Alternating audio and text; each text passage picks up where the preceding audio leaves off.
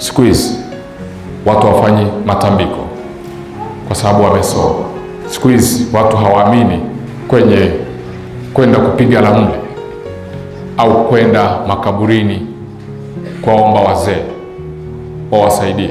Lakini angalia siku hizi watu wanavyotoa matambiko kwa namna nyingine. Mama na baba wamefunga ndoa na wako kwenye ndoa, wakapata mtoto wa kwanza, mtoto wa pili au mtoto wa tatu. Ukashangaa mwanamke akipata mimba, mwanaume anamwambia mimi siko tayari kuwa na mtoto mwingine, toa hiyo mimba. Mwanamke ili kutetea ndoa yake anaamua kwenda kutoa ile mimba. Roho gani imemsukuma atoe ile mimba? Au unashangaa wewe ni mwanaume, umeoa, umefunga ndoa, lakini umechepuka nje ya ndoa, umepata mwanamke au binti.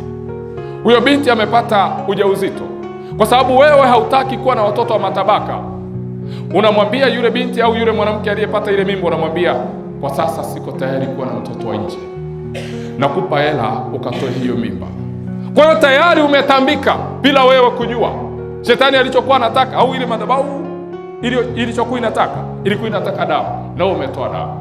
Uko kwenye ndoa, umepata mimba ambayo sio ya mume wako, labda ameenda kikazi au yupo, labda umetofautiana, hamshiriki tendo la ndoa, lakini ukapata mtu anayekuliwaza huko nje, ukajisikia umepata ujauzito, na ukagundua kwamba umepata ujauzito. Ukagundua kwamba mume wangu akijua huu ujauzito itakuwa kesi juu ya kesi. Unaamua kwenda kutoa ile mimba ili mume wako asijue.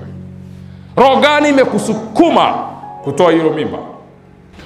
Au na mtoto wa kike katika harakati zake huko nje amepata mimba, kukuogopa wewe baba au mama ili asikuaibishe, anaamua kutoa ile mimba.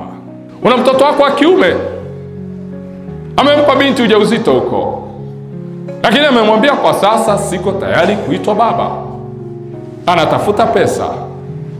Ile pesa inawakilisha sadaka. Anamwambia pesa hii hapa, katoa hiyo mimba. Anaenda anatoa ile mimba, ametambika tayari. Kwa hiyo angalia, misingi ya kizazi kilichopita ya kutambika inaendelezwa kwa njia ya matambiko ya kisasa, kwa sababu ni kizazi kilichoelimika. Ngoja tuende nao kwa staili ya huo uelekevu wao.